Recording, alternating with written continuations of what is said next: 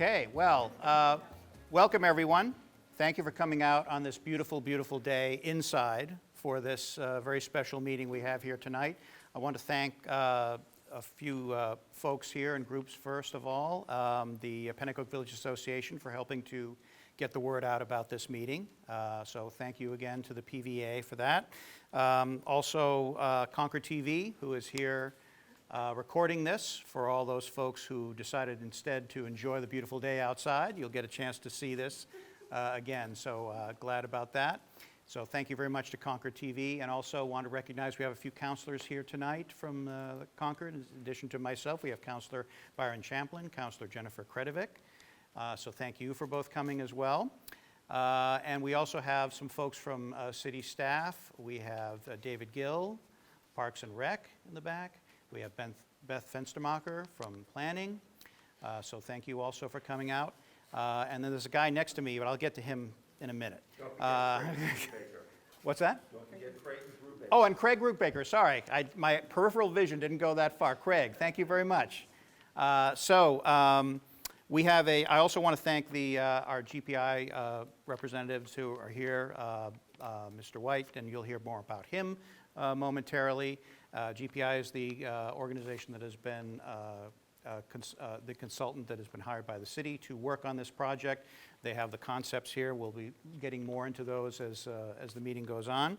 And I just want to mention also that in terms of getting updates, if you have signed into the sign-in sheet, you will get updates as this project goes forward. For those of you who are residents of Ward 1 and are not already on my email list, I also provide updates on this project as well as many other projects, and my card is in the back there as well on the table. You can feel free to take that. If you contact me, I'd be glad to put you on the mailing list so you can get regular updates.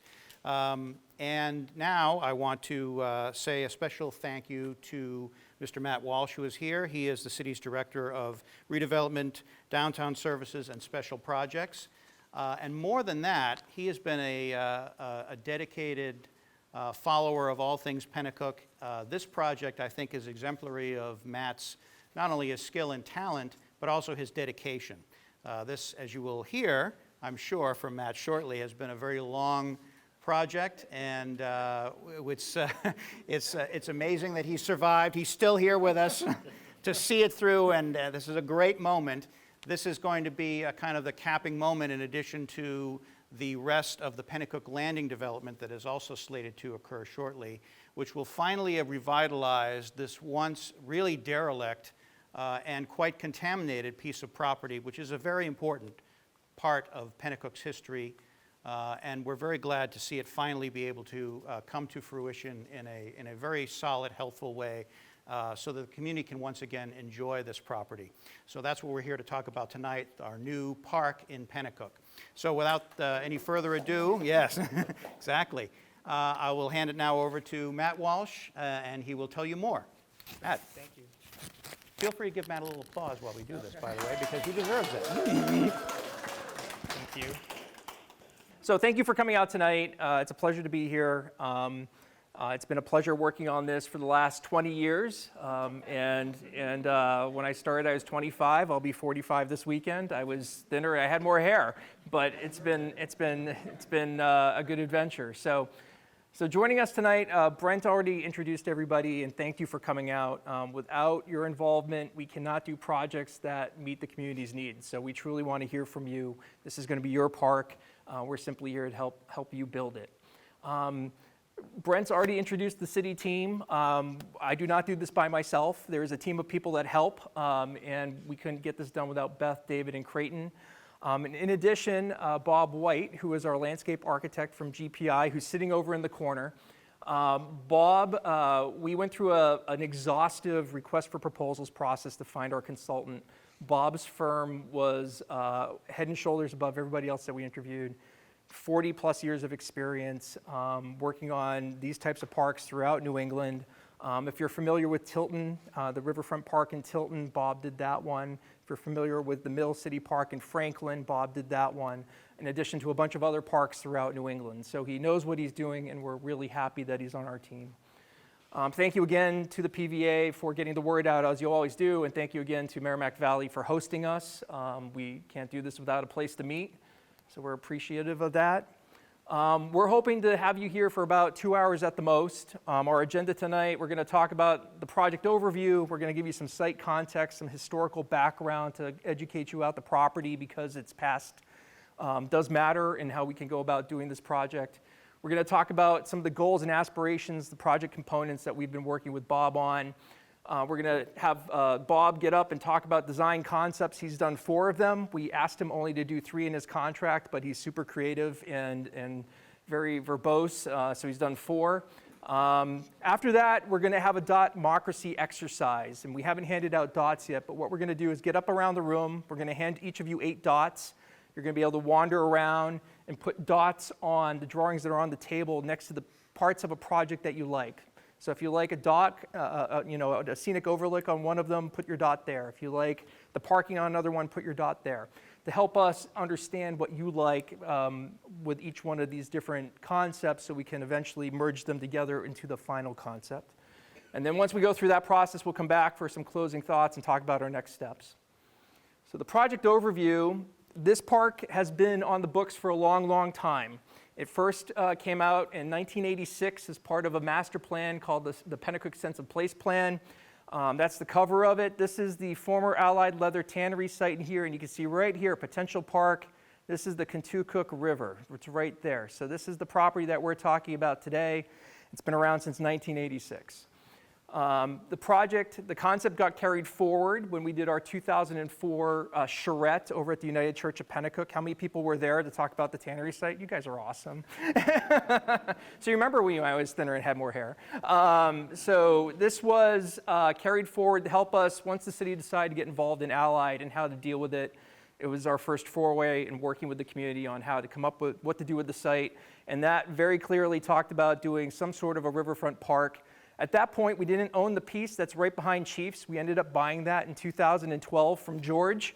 So we didn't have quite the full concept, but we knew we wanted to go that way, but carried it forward from 1986 to 2004. Village Master Plan again in 2015. This is straight out of there. So what this shows is kind of a network of existing and proposed public spaces, parks, river walks, and just to orient you, this is the Canal Street Riverfront Park. This is Village Street right here. Chiefs is right there. Our property that we're talking about tonight is here. Penacook Landing is there. Walnut Street over behind Rivco. So this is Rivco, behind Rivco. Talking about a continuous network, emerald necklace or string of pearls, as Bob would call it, to connect the village all the way over to the Rolfe Homestead, the Rolfe Barn, the Historical Society property, but also the Northern Maine Railroad and the Northern Rail Trail, which goes from here all the way over to Lebanon. And I'm pleased to report that the city and DOT, subject to governor and council approval, has a conceptual, we have an agreement to purchase basically from the river south to downtown, about 6 miles, to continue that trail. So our goal is to be able to, this is going to be a draw for tourism, people coming through Penacook. We want to be able to find a way to bring those people into the village for all those good economic development goals. And then again, also connecting with the Penacook Boys and Girls Club, Rolfe Park, and some of the other attributes that are up here. There's a lot of potential here, and there's a lot of things going for Penacook, and I've said that for 20 years, and I continue to believe that, and it's coming together. So the goals and aspirations of the project, thoughtful, unique design. We want to have real connections to the river, to the abutters, to the neighborhood. We want room for community spaces. It would be great to be able to gather. I know we do things at Boudreaux Square, but it would be great to be able to gather in downtown at a bigger space for anything from festivals to farmers markets to concerts to movies to whatever that might be, both on a lawn space or maybe under pavilion. History is very important at this site, going back to Native Americans all the way through European settlement, all the way through Allied Leather and Penacook Electric Light, and talking about that full spectrum all the way up to the city's involvement today. So we want to make sure we do have some artifacts left, not a lot, but we want to be able to use those in the project and also have some interpretive signage to explain about things that folks don't know happen at this site that's important. Active and passive recreation, looking for guidance from you on that tonight. We want a beautiful park. We want it to be robust, well-landscaped, lush, with a durable hardscape. We want all of those things, but we want them to also be low maintenance, so they're cheaper. It's as economical as possible to operate. Opportunities for outdoor dining, whether or not that's used by chiefs or people that are just showing up there, or things that might come in the village in the future. Public art. The city's done a great job in getting involved in public art. Byron Champlin and other members of the council have been really big supporters of that. And if you go downtown, you'll see that, and it's time to bring part of it up the Penacook. And public parking, we need to take a look at the Canal Street parking lot, but we also need to take a look at Canal Street itself in the right-of-way, which will also be reconstructed by the city this coming summer, not this year, but next summer. And there's an opportunity there to look at on-street parking in the streetscape. So here are some examples of just around New Hampshire, really. So these are lawn spaces in Peterborough. Peterborough has a lot of great parks in their downtown. It's a gathering spot, whether or not it's informal or there's an event going on. Public art, sculpture, kind of surrounded by lush plantings. It's beautiful. That's actually up at Squam Lake Science Center in their gardens. This is one of Bob's projects. This is Tilton Riverfront Park, scenic overlooks on the water connected by a trail. It's near a hydro dam, which our site is as well, so we need to be cognizant of that for public safety. Outdoor dining does wonders for any space, whether it gets used right away or not. It gets used by chiefs or somebody else. It's great. Gathering spaces, this is what we're thinking about for our pavilion. I don't know if we can get the guy with the accordion for ribbon cutting, but I would love to do that.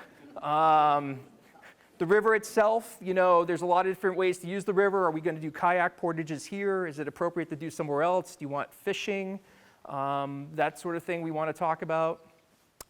Again, gathering spaces. This is Prescott Park in Portsmouth. Do we want to create a space where we can have, somebody outside of a pavilion that shows up to do a concert? Or some other event. Different structures for shade. Again, robust landscaping. This is Peterborough. Different ways to honor the site, uses and people that came before. That's one example. Doesn't have to be that way. And light. Light is very important for a space. This is the original site of the Penacook Electric Light Company, or Penacook Power and Light. So it'd be nice to celebrate that some way through lighting the site accordingly. The budget and schedule. So the City Council, about a year ago, appropriated $110,000 to hire Bob and his team and to also start permitting, so that has been spent. The City Council on June 9th just appropriated another $1,747,000, just a little bit less than that, actually. This is how it's made up. All these funds have been appropriated. The grant is pending, so we have about 1.25 right now, and we'll get up to 1.75 here if our grant comes through. And right now, we're anticipating the park will cost about $30,000 to operate a year, and that would be in city fiscal year 25. We're in city fiscal year 23, starting on July 1st. The schedule is really simple. We selected Bob and his team back in March. We're doing design and permitting for about a year, so through next spring. We're hopeful that we can start construction in April if everything comes together with design and permitting, and the project will be completed in spring of 24. Related to all this is not the primary reason we're here to talk tonight, but related to this, you should also be aware that the council appropriated funds to renovate the Tanner Street Park, which was done in the early 1980s.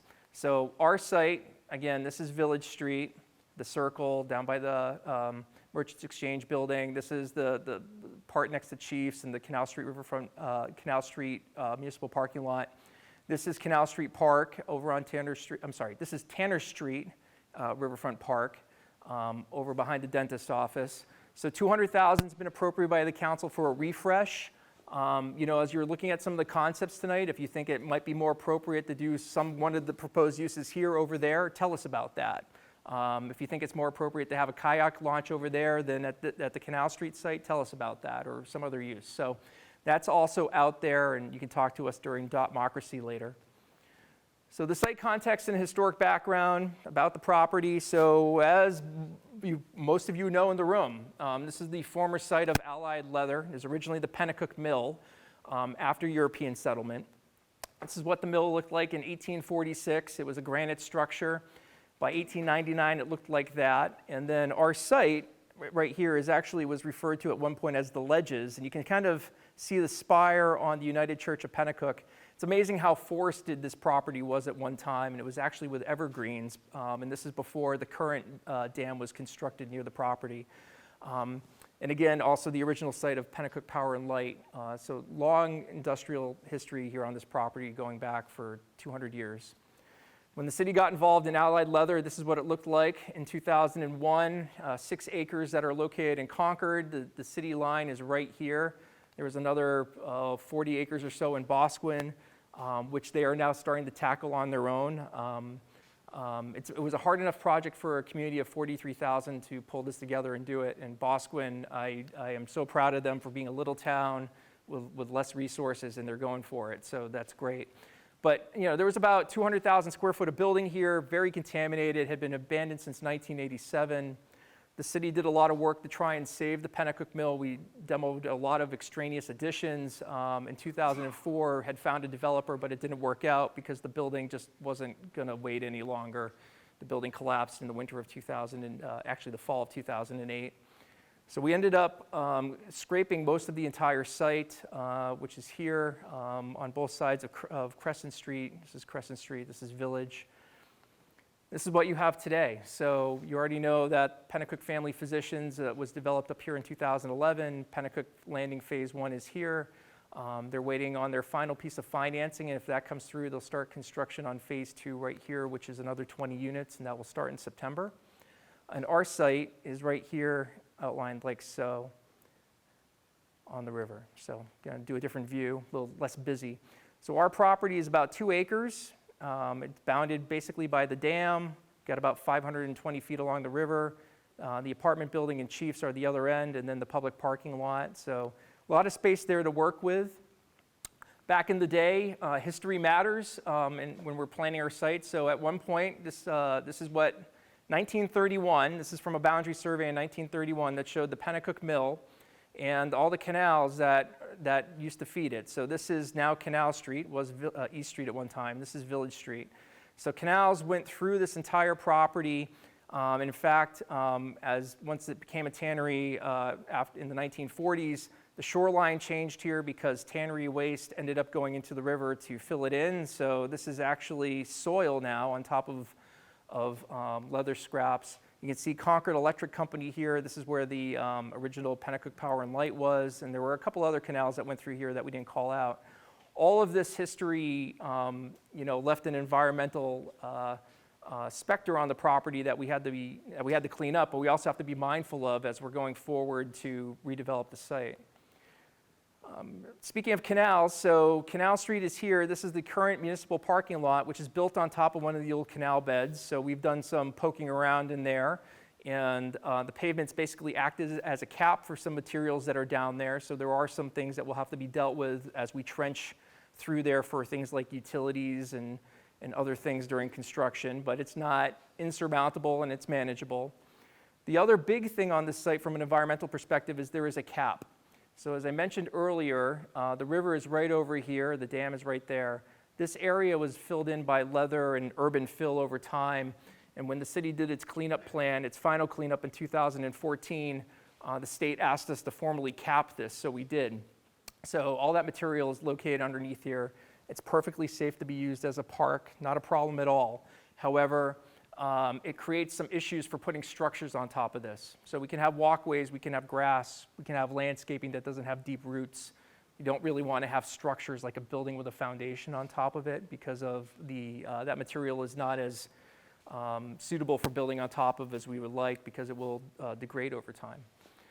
So the cap area actually takes up about an acre of our 2-acre site. So it's the area in pink, just to call it out so you know what that looks like. And you'll see that throughout the evening tonight. So the project components, and this is where I turn it over to Bob. So I don't know why as a landscape architect I end up in abandoned mill sites walking around but the thing that is I realized, courtesy of ancestry.com, is that my family has actually done that for a very long time. I have relatives in Franklin, and my people have gone by on the railroad from Boston to Lebanon since like 1850. So feeling kind of connected here, you know, just like the train's gone right by. My people have been on that train. I've obviously never been on it. So, so this is an opportunity for you to get to know me. Behind me, just like Matt and all of his associates at the city, is I have a wonderful team of, I've got a near PhD researcher, I've got a landscape group leader who's a senior landscape architect who helped me in the last minutes putting the PowerPoint together and illustrations. We have graphic artists and we have technicians. So there is sort of an engine behind just me being here tonight, and they've all leaned in. A couple of us spent our Father's Day being ready for tonight. So, but it was fun. It was all good. So, and we are just delighted to be able to work on this with you folks. And I see the dedication of a lot of hands went up when one meeting happened almost 20 years ago. So just for you to get to know us a little bit, but as we started to get into the project, you know, starting in March, and we had this long winter that kept snowing on our surveyors, trying to finish the survey and everything out there. Kept snowing. We wanted to have a site visit. We weren't going to have a site visit in the middle of mud season where we're all, you know, crawling around up to our knees in mud. So we had a slight deferral on getting started in the spring. But we really began quite quickly to realize that there was sort of, I'll call it sort of a constellation or a solar system of opportunities here around the Canal Street Park. And so this is just a little canned graphic that we love to put, you know, that we just to kind of just to characterize how all of these different sort of buckets of considerations. And so we'll try to make sense out of them. But basically, the environment, you know, we have a site on the river. We have a site that's been reclaimed from contamination, and now it's going to have a whole new use. But we are not free from the standpoint of environmental permitting or other environmental reasons. And also, we're, you know, heading into sort of a new realization of what being an environmentalist is, or what being sensitive to environment really means. The public realm, obviously, one of the most exciting things is you all have been waiting 20 plus, and probably a lot longer than that, to have a park here. And it's a public park. It's not a private park. It will be for all of you and your kids and your friends and family and visitors. For residents and visitors alike. Access and circulation, that's really basically the mechanics of bringing people here and allowing people to move in a variety of ways of mobility through the site, as well as coming downtown to go to the park. Activities, we have questions about activities. There are so many different opportunities here, and that's why we have 4 options that are exploring some of those implications of activities. And then structures and landscaping. What we know is that the city, as Matt went through, has some aspirations for the kinds of things that might be built here. But there's so many different ways that we could actually execute that. So I'm just going to go through these try to keep moving here so we don't. I really don't want to have this, I don't want you to remember me for having denied you some amount of daylight this evening, in this beautiful evening. So in terms of the environment, I think really the major point of our site is that we will have to take the permitting of this site through both local and state permitting, primarily dealing with the shoreline buffer in the state, New Hampshire State Shoreline Protection Act. That does not mean the sky is falling and that we can't do things, you know, to make it a really nice park. The Tilton Park with pavilions right over the water all went through shoreline protection. This is not going to really, I mean, we will work with all the state agencies and have a good support team within our group to help us do that, and we will coordinate with all the different state agencies as well as local conservation for how to deal with riverfront areas in that consideration. It really is about the buffer. There's a small amount of vegetation that's left after all the buildings and everything else has been taken out. But we have the opportunity to make it really robust and to have a natural river buffer be a part of this and an enjoyable part about it. There are also some invasive species out there. We'd love to just drag those out and get rid of those so we have a nice cleaner site without bittersweet and vines and other things that are sort of congesting it. And then being on the river, we have also all sorts of opportunities to engage. And I remember going to the Recreation Committee, I think it was probably, about a month ago, and the question that I really came away from the evening was, how can I dip my toes in the water? How can I really feel like I'm a part of the river here? Because I think we all know that you can be hiking on a trail and have a little tiny rivulet of 6 inches of water go across the trail, and it can be the most wonderful thing you've ever seen, particularly if you're thirsty and your water bottle's empty. Here we have an entire river with a whole story behind it of the Penacook, and we have this as an amazing amenity right in the center of town. There is an anecdote that most New England towns and cities, they said, turned their back on the river. Well, that was sort of a post-mortem of what was happening. The rivers are what brought life to many of our towns and cities across New England. It's just that it was used for manufacturing purposes, and now those purposes are no longer used, and now the river is an amenity, whereas it was sort of the engine at the time. Public realm, as Matt has described, we have some public interests here. I think the big one probably is, everyone's wondering about parking, and so we have an expectation from the city to achieve parking spaces out there for accessibility for the downtown, for the park, for busy times and for quieter times.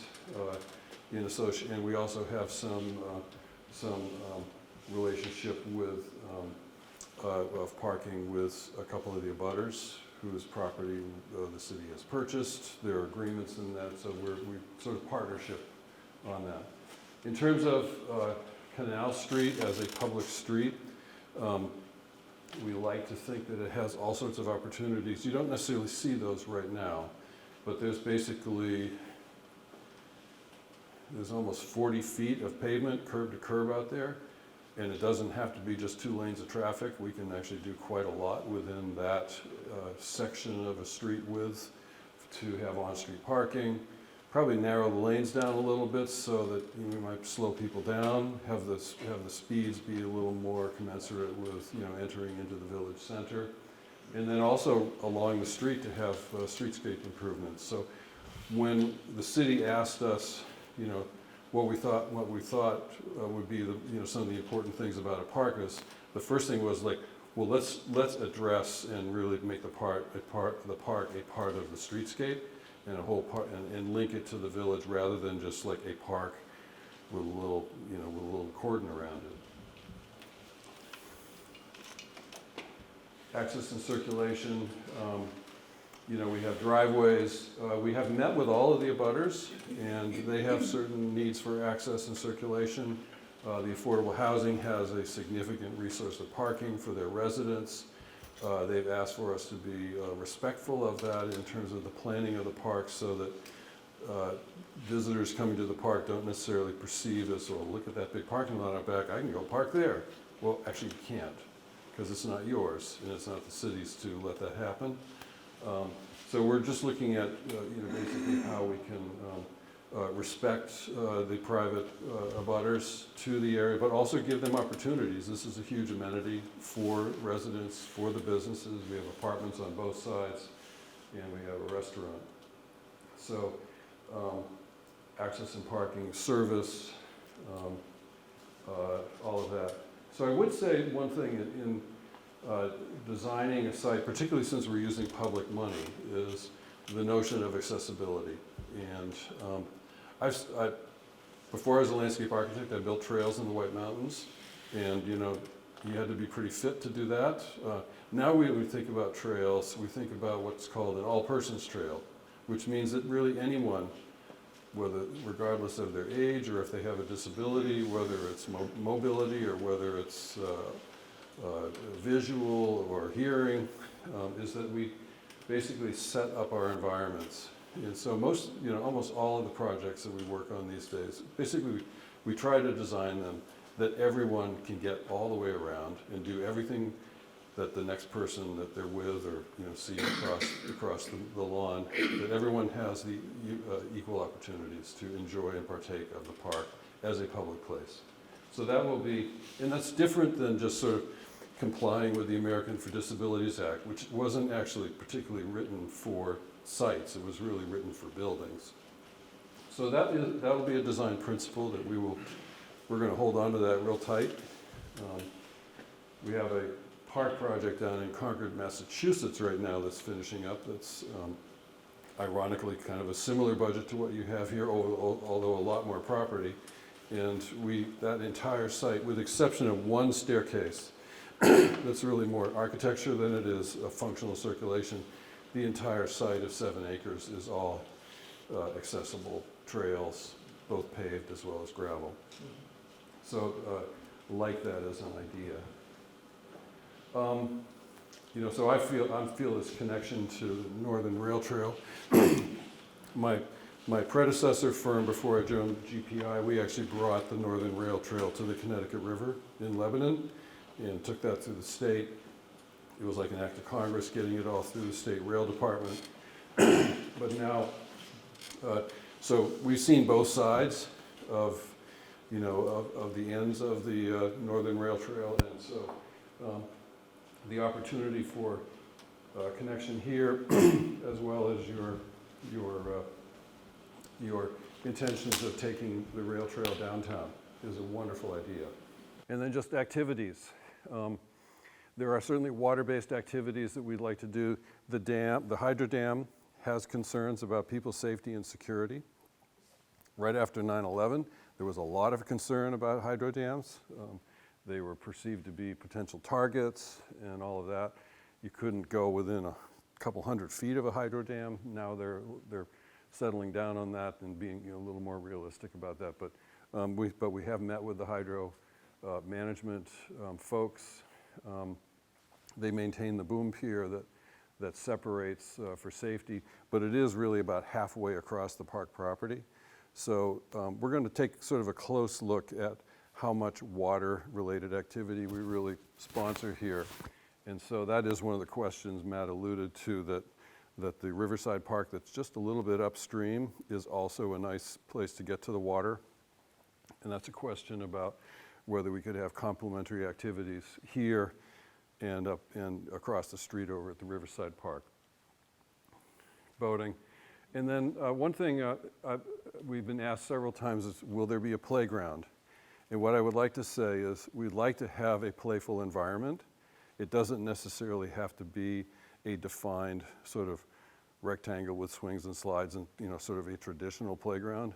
But let's have the landscape be a playful place so that kids have a sense of adventure, so that you can find your inner child and have your own adventures there.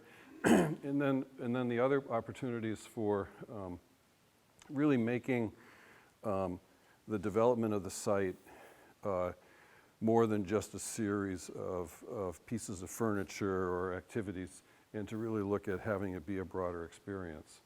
So I'm big on swings. So this seemed to be kind of a exciting little visual of that. And then also space for performances, perhaps a stage, and then one of the items, or one of the things in the program from the city is some kind of a pavilion for shelter. Don't know how you all fared with the storm that blew through the other evening. But if you're having a family outing here and the storm blows in, it'd be nice to be able to get under cover. So speaking of pavilions, so New Hampshire is now the headquarters of the International Guild of Timber Framers. Seems to kind of make sense that a traditional New Hampshire timber product could be, we could tap into the resources of the timber framers. We've been a part of a number of projects that have had that have had, sort of pavilion-like structures. These are in, these are around in New England. But I think one of the things just to remember is that a pavilion on the Penacook is something that you folks have had for a long, long time. And so this is really in the tradition of having structures overlooking the water, bringing people to that sort of edge and seeing the water past where you're in shelter. I sort of lumped landscaping in with public art on this because they really can be thought of almost the same, sort of environmental art. We have a number of people in our office who are very good gardeners. I prefer digging stuff from nature and filling my car with it and bringing it to my gardens. But other people are really fine gardeners, and so there is a whole new sort of school of thought about what public landscapes could be. Obviously, something like obviously a garden like this takes a considerable amount of work. It's probably more than the annual budget that has been projected, but this is why you have Friends of the Canal Street Park with a cadre of gardeners. And then the opportunity for the public art to tell a story of the voyageurs up in Quebec City, or of the mascot for a school in public sculpture or an expression of public art. In New Hampshire has a fabulous public arts program through the Council on the Arts. We worked with them at the Hampton Beach State Park. I could not believe the portfolio of resources of public art that they brought to the table on that. So we have enormous opportunities through that leadership and capability. Okay, so you all have looked around a little bit. You're probably wondering what you're looking at for these 4 sketches. So I'll just walk you through, so to give you a little sort of tip our hat to what we're thinking about in different approaches. What I would say is, one is just a practical, nice solution. Another one is looking at the industrial heritage of the site, but not from the standpoint of bringing it back. You all have worked very long and hard to make a decrepit industrial site go away so you could have a park. The last thing we're going to do is sort of bring back the real thing in terms of industry, but there are experiences and relationships of this area of town that were guided by the history of what happened there. So we have a couple ideas on that one. We have different configurations of how people could engage and go into and through the park landscape. And then we're going to look back further than just industrial heritage to basically prehistoric heritage. We have 13,000 years of human presence in this vicinity of New Hampshire, and there's opportunities there as well. So I do want to give you a little bit of hope, and I will admit the first time I came to the site, it was almost sundown, it was cold, and I think it was probably rainy or snowy in February, and I said, boy, this looks a little grim. I was a little uncomfortable, and then I remembered that when we worked in Tilton and Franklin, on each of their parks, both on the Lake Winnipesaukee River, is that they started out the same way. Tilton was terrible because there was a mill building. They burned it down on I think it was New Year's Eve. The building was covered in lead paint, which then proceeded to contaminate the entire site and turn it into a Superfund. And because we had a couple anxious, enthusiastic members of the volunteer fire department. In Franklin, the site of the Riverfront Park here was that. And then it was a parking lot. So the transformation of an industrial site to a wonderful green space is entirely within our grasp. You can do it, we can do it. We find a way that, to make the budget work and make a great place. So I just want to give you some encouragement on a nice Sunday afternoon. Go over and get some ice cream in Tilton and take a little stroll through the park over there. Franklin is now looking very, very different from what we did 20 plus years ago. It's now sort of a celebration of kayaking and I think they just had their Winnie Days last weekend, and they had hundreds of people coming and kayaking and drinking beer and eating downtown and probably just having a grand time. So just looking at this whole question of, we're here because there's a story, and that's a story. We'd love to hear about that from you, about what you think the story is. There's so many different components to that, but we're going to write a new chapter of history. A park is going to be replacing an industrial site. It's going to be a green space for both residents and visitors. The thing to remember is that if you have some kind of a memory of when Penacook might have been a more prosperous place than what you see today, is the park and then the opening up of Concord to the Connecticut River with a rail trail are significant economic opportunities to be leveraged. It is a game changer. Bicycle touring is one of the most important economic drivers in all of New England, in fact, at this point in the entire country. Second to downhill skiing. So it's a big deal. And they're just outside the village. So here's our regional context, the convergence of the Penacook out to the Merrimack, and the train line going through, and then basically coming into Canal Street. So Matt's gone over this, so I won't repeat it really again, except for they'd like something special. They don't want they really don't want an ordinary park. I call it a Parky Park. We don't want to do a Parky Park. We want to do something that's got more narrative, and we have all these opportunities for community events.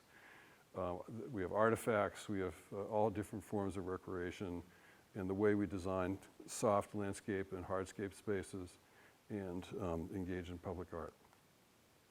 So there are some basic functions of what we need to accomplish here. I'll just give you orientation here. Here's Canal Street, here's Village, here's the Penacook, there's the upper hydro dam right there, there's the affordable housing, and Walker Street and Crescent. So our first priority, as I think I mentioned, is to really address Canal Street. And Canal Street is two things. Coming from the Emerald Necklace, I started calling it the String of Pearls, this is all part of connected trail connection all the way out to the Merrimack, coming into the village and potentially going further to really tie together places for people to walk and bicycle. So that Canal Street has a part of that.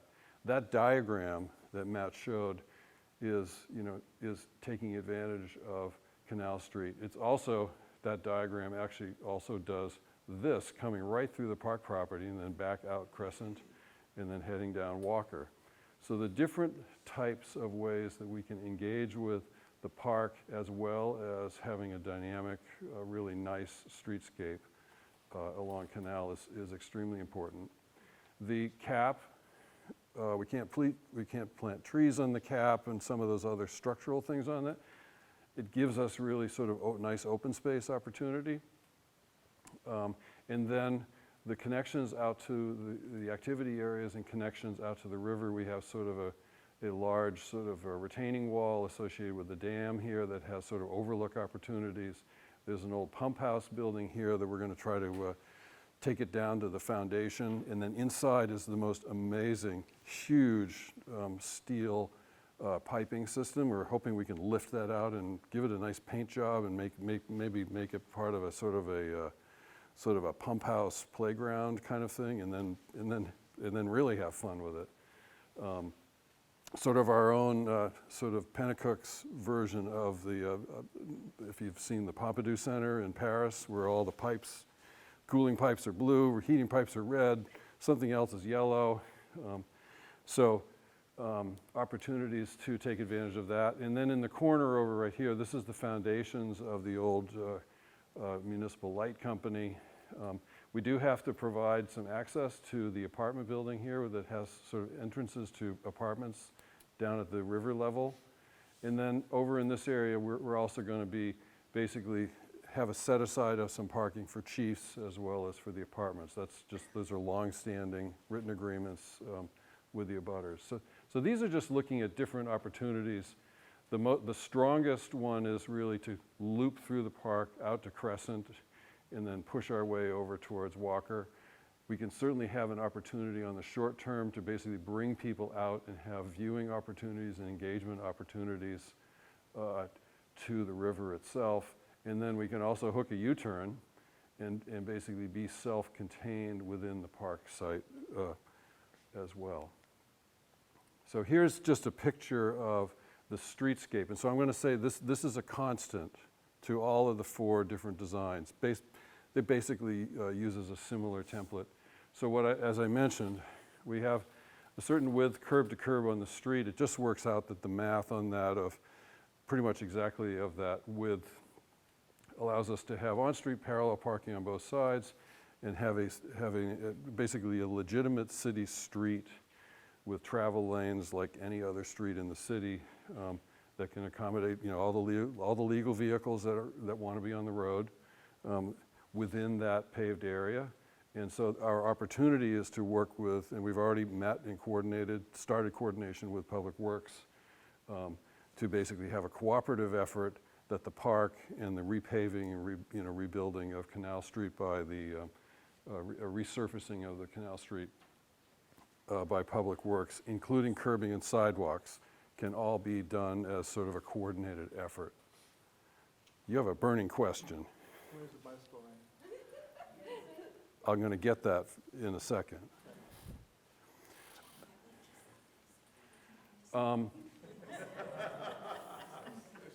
Oops, here we go. So this is a discussion point. We opted to take the sidewalk along the curb and widen it to be what's called a shared use path, and to actually get the bikes off the road for this stretch of this part of the downtown. It makes the frontage of the whole park more accessible. Bike lanes have sort of a portion of the population that they're successful for. I'm a big fan of bicycle lanes, but also bicycle lanes along parked cars are a bit of a challenge. So what we've opted for, and this is a suggestion, subject to conversation, love to hear your feedback, is that we would like to move a wider sidewalk in between. So Public Works, when they do a normal street project, they'll do parking, the street parking curb and a 5-foot sidewalk. We're going to basically sort of pay the difference to widen that to a 10 or 12-foot wide sidewalk, and then work with them that we can have street trees.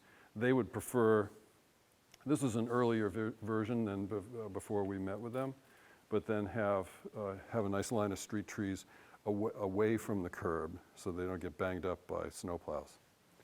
I am a big fan of trees on both sides of sidewalks, but we really want to work with Public Works on that. They are bringing enormous resources to leverage our budget on the park, and we're going to bring resources for them also to their effort on the Canal Street project. So we have 4 different schemes that we've drawn up. The first one is, I'm calling this programmatic site-based design. It basically takes the conditions of the site, takes the aspirations of what the city wants to accomplish, and just looks for a really nice arrangement on it. So this is something, we actually drew something kind of like this when we interviewed. And we had sort of an idea about it. There's some things that we had to modify. We didn't really take care of the abutters because we'd never met them. So we've got some things that are sort of works in progress here. Oops. So here's Canal Street. There's Crescent over the bridge.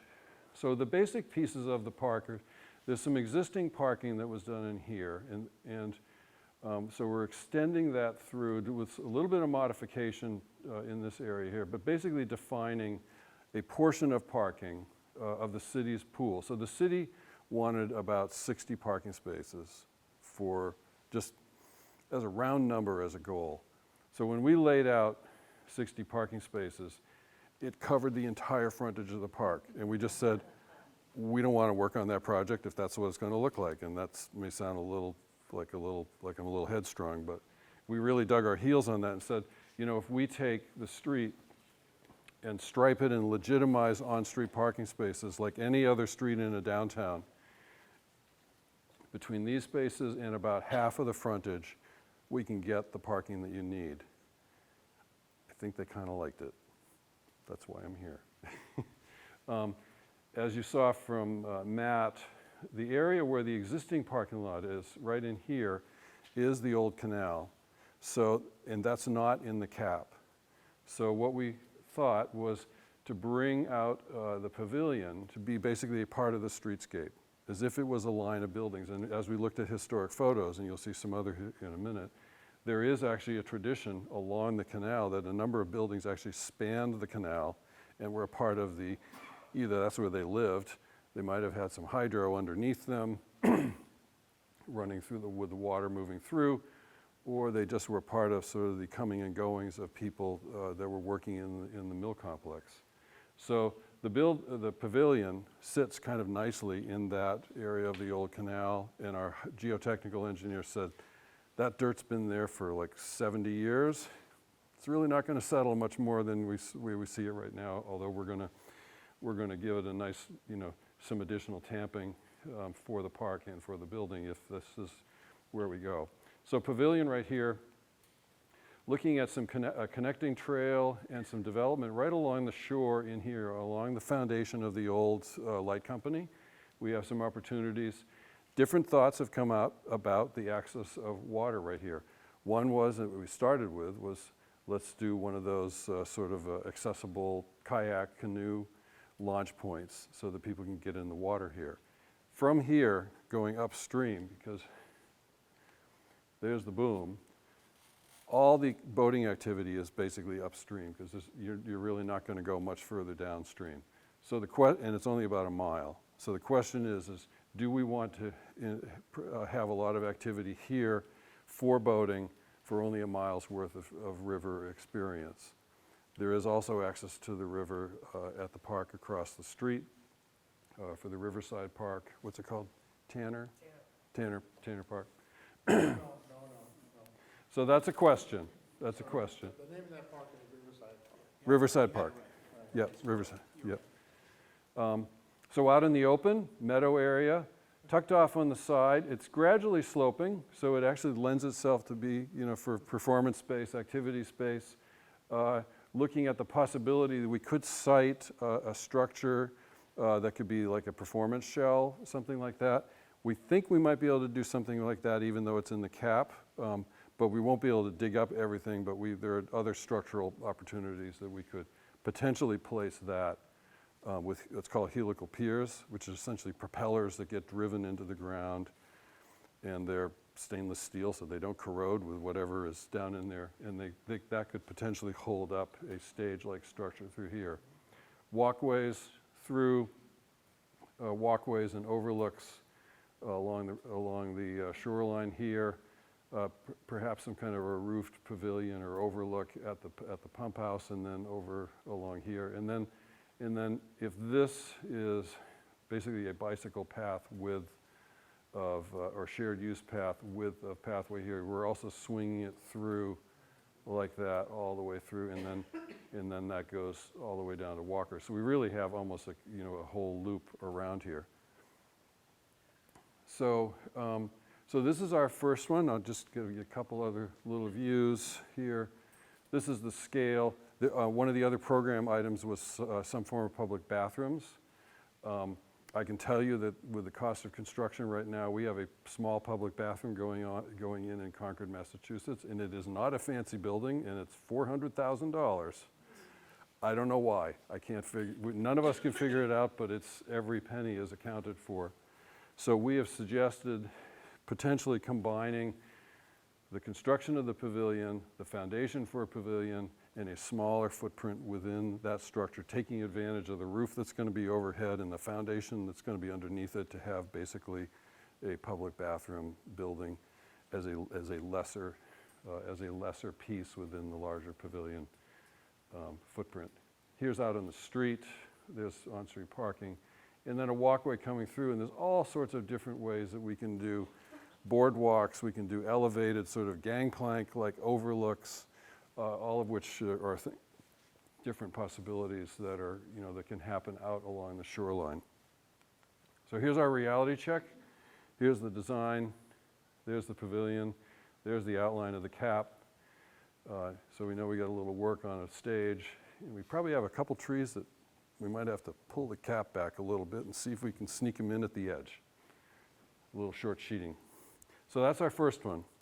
So that's going to be, yes, sir. Okay. So I just want to say that as we move into the review of the different tables, this one is on one of the tables. I can't remember. I can't see which location.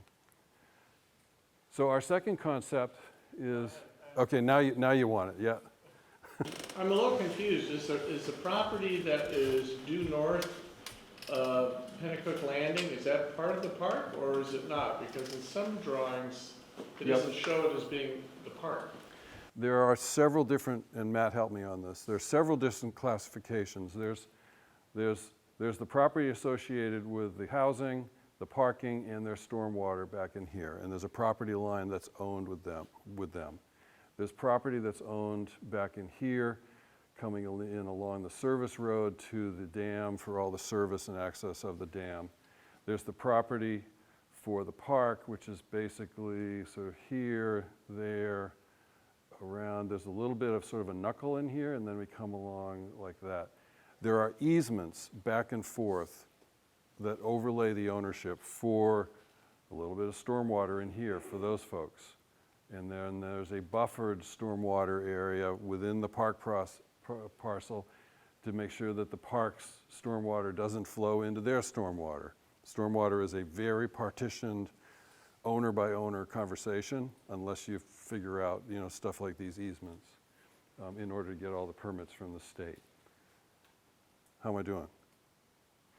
Is that enough? Access to build that path you're showing? Yes, we can. We've spoken with them about that. Yep. So I'm going to keep going because there's going to be lots of chance to talk if that's okay. So that's the first one. The second one is what we call industrial legacy. And really, I realize that this picture is is kind of dark. This picture is quite telling. Is that the basic experience for the community going along Canal Street was walking along a sidewalk with a canal right inside. Now, we can't obviously go and make a new canal, but we've taken that as sort of, I'll call it a metaphor for one of these ideas here. And so what we're looking at is we've got some parking over here, still going about halfway with the streetscape. And then out in this area here, we repositioned the pavilion from where it was before. And so what we're after is this experience of the canal going through and bridges and buildings going across it. So what we have is we're making a canal out of a blue garden with blue flowers. And they're going to be hyacinths really early, they're going to be crocuses early in the spring, and then maybe there's hyacinth, and maybe in the summer there's iris. And so we basically create the picture of a blue surface there. But we're not going to do water, we're not going to have to keep it clean or any of that. So we create the memory in a different form. And that is basically how everyone comes into the park. And then from we treat the surfacing of the walkways on either side over the canal footprint as if they were a bridge. We might make them out of concrete, we might take rough boards and imprint the board onto the concrete so it looks like it's a wood surface. We might literally do it in a sort of a decking-like material. But it's this entering into the site across water or across blue to come into the inner areas. And then, just for the purposes of a strong idea, is these paths come, this one is on axis with a new pavilion that's at the pump house, and this one is at a pavilion that's basically at the terminus of the wall right here. So what happens is we take this really odd-shaped site and we make it into sort of like a formal green and give it a whole different character. So we're a little high here and we're sloping down this direction so we can take advantage of that to open it up for views down to potentially a performance space here with the river as a backdrop behind it.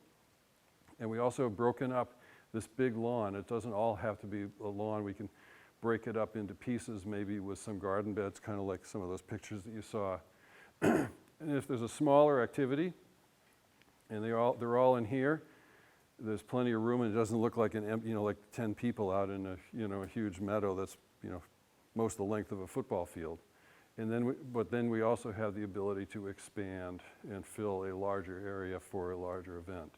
So then we carry, in this case we have sort of 2 looping paths back here. There's a little bit of room on the very back side, not quite at the chain link fence that's along the driveway, but we're showing sort of a bit of a trail network back in here, and then a boardwalk along, elevated up to kind of the level of the concrete wall. I realize that there's been a chain link fence around this for a long time. You haven't really been able to get in there and sort of see what's happening unless you've crawled over it, jumped over it some evening or something. So there's a lot of very interesting artifacts out there, so we'd like to take advantage of those. So here's a little sketch looking in more detail along the sidewalk. Here's the pavilion. Here's the blue canal, the Blue Garden Canal, and here are the bridges coming in, and then here's sort of the end of the large green space, and then again looking at it in section right here. So we have a little more challenge on this one with our reality check. I'm not sure about how we're going to get those trees in there, but these are things that we would just have to work with as we take, if we were to take this design and kind of advance it to further development. Okay, number 3. This one really takes the parking and really thinks it in a very different way. And so we actually got this shape here, which I said, it looks like almost half of a hydro turbine. So we gave it a funny name of turbine and sluice, which isn't really correct in industrial hydro development, but it just was a way to characterize. So what we were after was to have a loop on the parking rather than sort of a dead end in and out, and that we would actually make the parking in a more attractive layout and bring walkways associated with the parking further into, generate activity further into the site. In this case, this walkway coming along here comes right to an overlook point here where you're seeing the wonderful view under the bridge, and then we're really propelling you out into the water frontage along the way. And then we have a pavilion here, a pavilion where the powerhouse is over here, a series of sort of roof-like structures that we can go. And then in the meadow area, this is a big, large performance space. And looking at, the possibility, there's about 5 feet of grade change out there. We only need about 18 inches in sort of a seat wall-like height. So this is basically a tiered amphitheater with a stage here, and then again the trail going out the back over to Crescent Street. Can you remind us which way it slopes? You said it was 5 foot.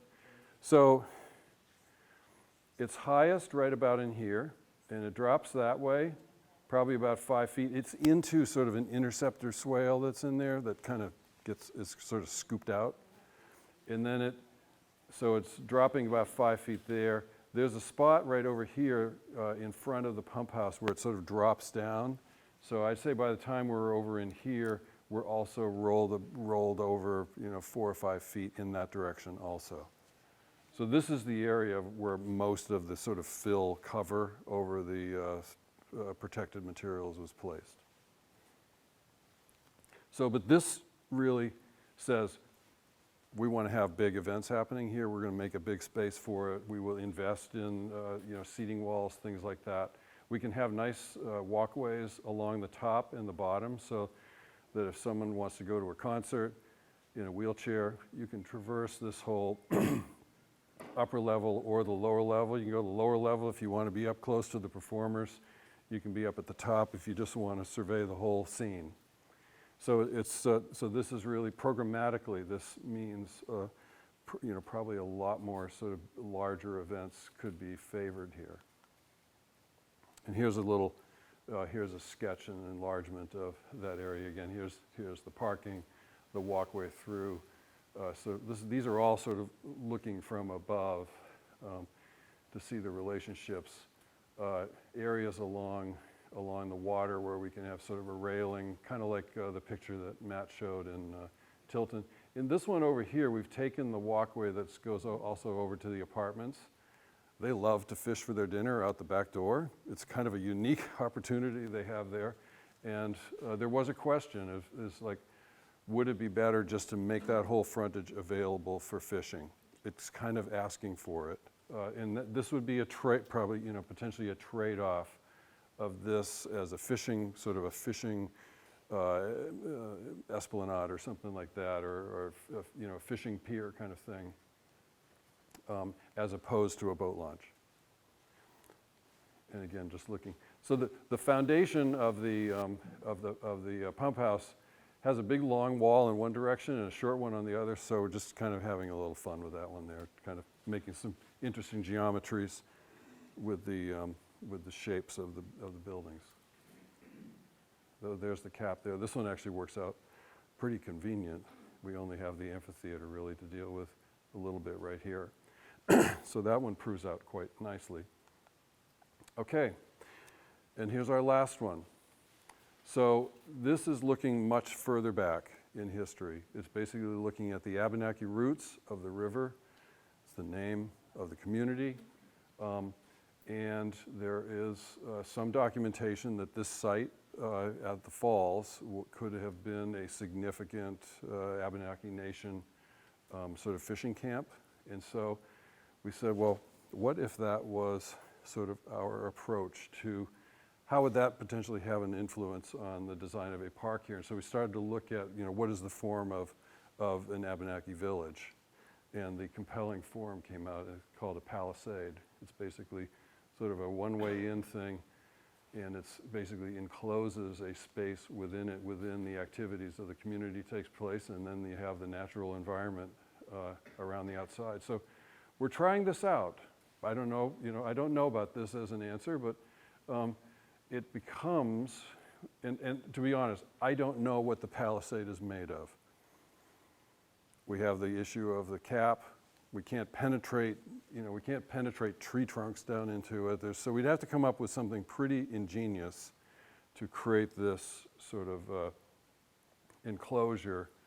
And then we break openings of it. So looking at sort of a pavilion here, that's really a gateway that you come into the center.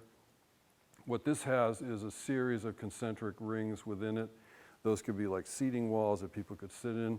We have an opportunity for a community bonfire space in the center. There could be, sort of winter celebrations here, solstice celebration. It could also be sort of a warming place for, if it's a cold night, with the stage there. And then we break through the enclosure out to an overlook out to the water.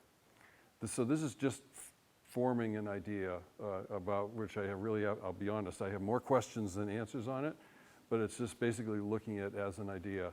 But it also takes the opportunity in that picture that Matt showed that there used to be a lot of trees here. In fact, one of the Abenaki legends of the whole Penacook was that it was a river that passed through the pines. And so I usually don't plant pine trees or spruce trees in public parks because you say they're dark and they're shady and they drop pine needles, but they're actually also very kind of cool and very quiet kind of feeling. And so that's what's happening here. And the trails are really set up to be more like sort of meandering footpaths, as if you were wandering through the forest.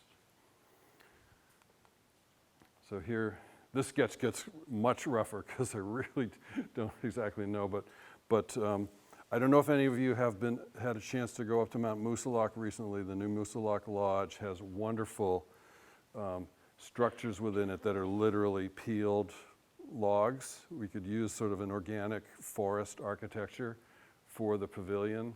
That's quite extraordinary. That could be a part of sort of the gateway piece, sort of a takeoff on on sort of a, sort of like a, this, you know, there's a different version of this palisade that has really a more traditional Abenaki longhouse. And then the areas for the bonfire, sitting areas around, stage, and then the enclosure around the outside, which I've drawn very, very generally, just to think about that. And here's our overlay on it. A little more challenge on this, but you know, we enter into it. So, Matt is going to explain about the dotocracy, but I just wanted to this, and I'm not going to recite everything here. These are some of the things that you've seen. Is we've had programmatic, we've had industrial legacy, turbine and sluice, and what we call native origins. And so each has different characters of the structures, of the way the circulation is handled, of the way it goes. They go to the river and have activities in the river that are adjacent to the river. The spaces that we create for both small scale, small group, intimate outdoor spaces, or large event-like spaces. So on that, I'm going to turn it back to Matt. Okay, so we have talked to you now for a little over an hour. It's time for you to talk to us. We're going to go through a process called dotocracy. I can't even say it. That's embarrassing. We're going to give you 8 dots, and what we would like you to do is to mingle, wander around, look at each one of them, and if you see, I'll get to you in a second, if you see something that you particularly like on the plan that speaks to you, you think it's the right direction, you think it's the way the city should go, put a dot next to it. And what we're going to do at the end is we're going to take that information with us when we leave. We're going to go back to look at things over the summer, come up with a final concept based on the input that you give us here and now based on that. I think it would probably make sense for us to do a let's go for about a half hour, so it's going to be about 8:15 if that makes sense to you folks. There's cookies and water in the back. I know I need a little bit of sugar at this point. Get some, and then wander around. We'll be one of us at each station, and then we'll come back. We'll do a quick closing statement, and we'll probably have you out of here around 8:30. Sound good? Question?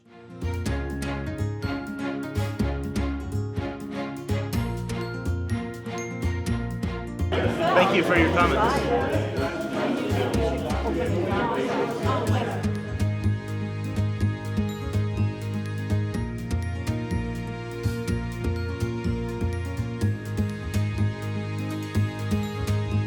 It goes right about there. It's kind of right there. So this back is this way.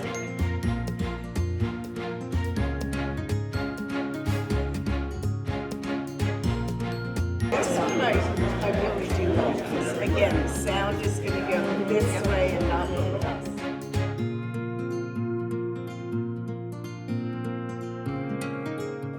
us. So are we done voting? Okay. Dotmocracy. Dotmocracy.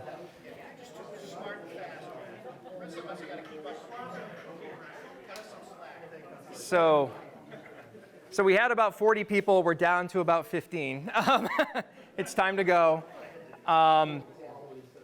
What we're going to do on our end is we're going to go back and digest the feedback that you gave us. The mantra I kept telling people was the bits of the recipe are kind of the same, but the way we're actually putting the recipe to work is different on each one of these concepts.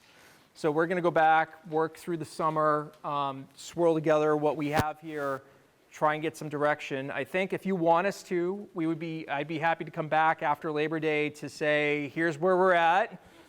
If we're wonderfully right or horribly wrong, tell us. But I think we'd be happy coming back once Bob and the team have gone back with the city team to work on that.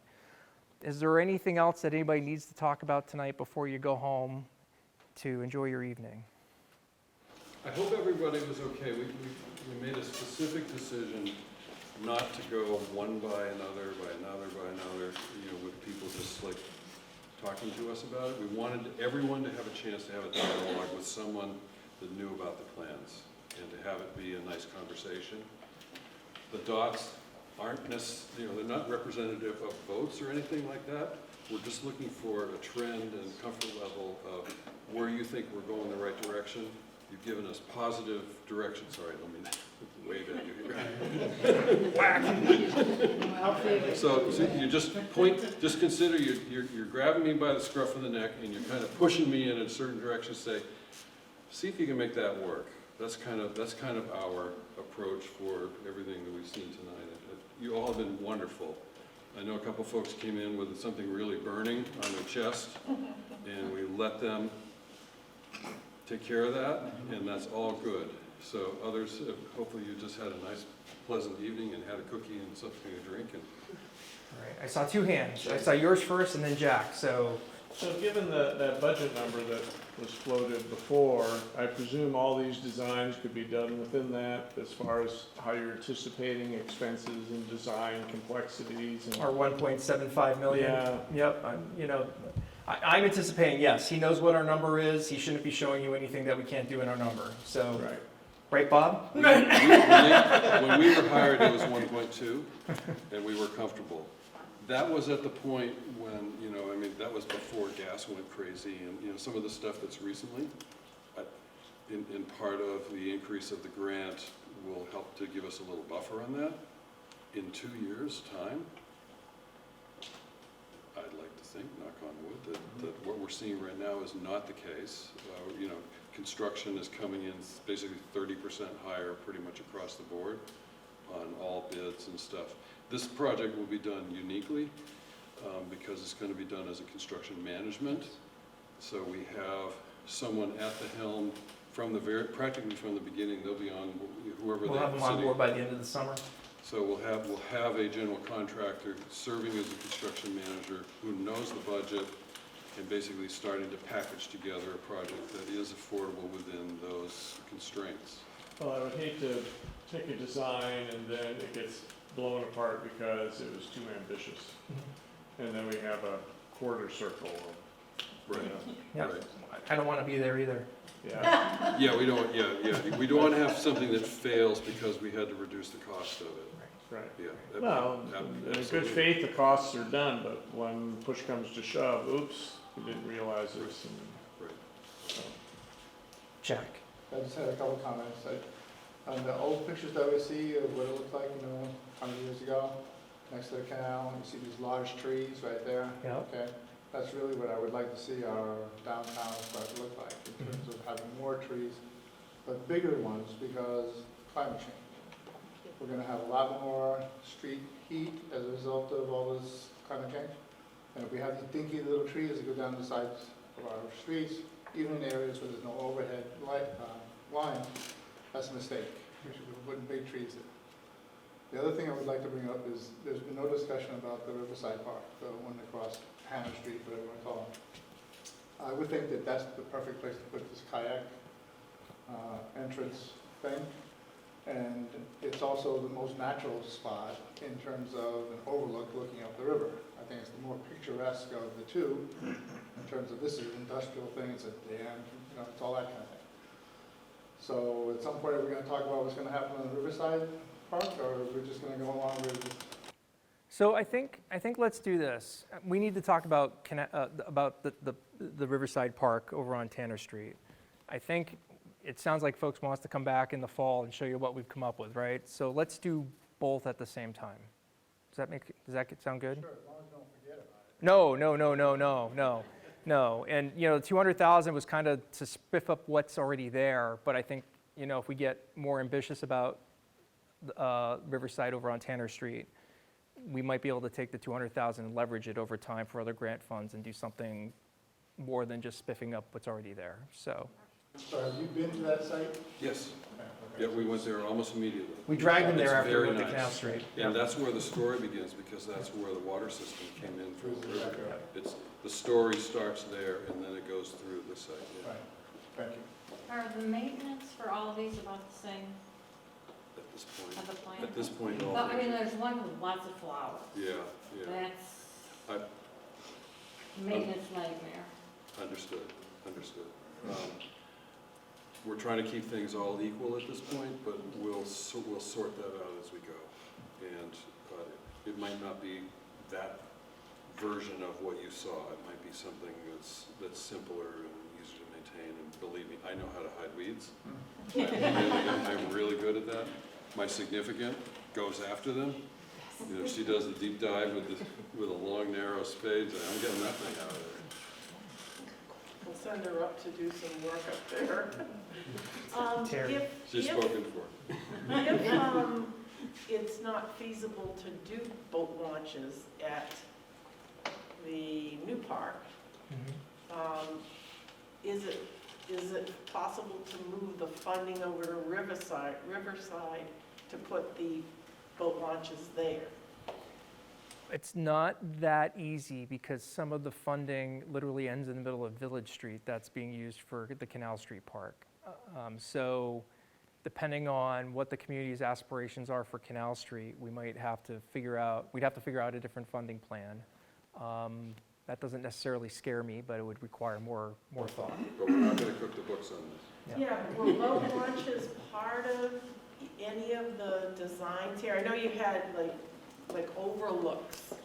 We, in our program, in the document we used to advertise the project and hire Bob, we had talked about the potential of a kayak portage here because of topography and a couple of other things. But as we started looking at it, Bob got familiar with the park on Tanner Street. We talked to Bill. There's been some thought of, maybe it does make more sense to do the kayak on the other side over on Tanner, but We have a place where we can do it. Yeah. And it will fit in there just fine. yeah. If it's really worthwhile, taking up that space and putting that amount of money, depending on how much actual kayak use we would Yeah. actually get out of it, is really the question. And I hate to sound like some kind of Wall Street guy, but the return on the investment for doing that, because we'll also have to permit that. Yeah. And so we'd rather put the money in, every penny we spend on this, we want to get like 5 or 10 great things happening for all of that, rather than just like, okay, we're going to take, I don't know, X amount of money and put it into the boat launch that gets used for 3 months of the year and can only be used 2 days of the week because the river's going too fast. Sure. So. Althea. I just want to say that I think name is important, and I know Jack bristles every time we say Tanner or whatever. So they're both going to be Riverside Parks. They're on different streets. I wonder if there's some kind of conversation we could have at some point about what they should be called, so that we all know I'll meet you at such and such, and also that it means something to people. Yep. Yep, we're calling this one Canal Street generically because of just where it is. And I tripped over the one on Riverside over on Tanner Street earlier, which is my mistake. But yes, well taken. Yep. Now, I want to scold somebody for putting stickers over here when they should. So if you place those there. They did that on the other map. Did they? Okay. Yeah, same issue here. Consolidated, that's all. Okay. When is the ribbon cutting? Our goal for Canal Street would be, it could be possible to substantially complete it in fall of '23. I think that's aggressive. I think we're probably looking at spring or summer of '24. Yep. The funding's there. We just need to come up with a concept, go through the permitting process, bid it, build it. Sounds easy, but. It's going to be super exciting. Yeah. Yes, ma'am. Do you need us to attend any G&C meetings? No, this doesn't have to go through governor and council. Our deal with the Department of Transportation on the acquisition of the Northern Line will. That one will happen soon, but what we're actually waiting on is the final P&S agreement to be approved by Pan Am, and that's been held up because of the Pan Am is merging with CSX, and has created another layer of bureaucracy in an already complicated deal. But we'll get there. I can see the gray hairs coming out already. There's not enough left to go gray. All right. Thank you. On that note, thank you very much. We appreciate your time.